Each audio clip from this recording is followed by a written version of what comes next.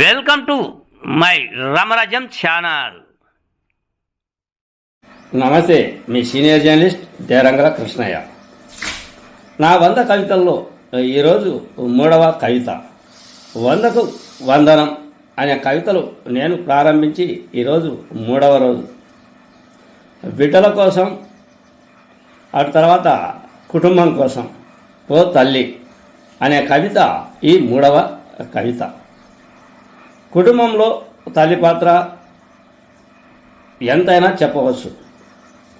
తల్లి బిడ్డల కోసం, భర్త కోసం ఎటువంటి త్యాగానికైనా సిద్ధం అవుతూ ఉంటుంది. ఆమె త్యాగ ఫలితమే తండ్రి ఎదుగుదల కావచ్చు, పిల్లల ఎదుగుదల కావచ్చు. నిరంతర శ్రమజీవి ఎవరు అంటే తల్లే.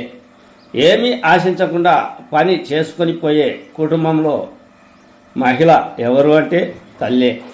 అటువంటి తల్లి తన కుటుంబం కోసం ఈ కవిత చూడండి ఇలా.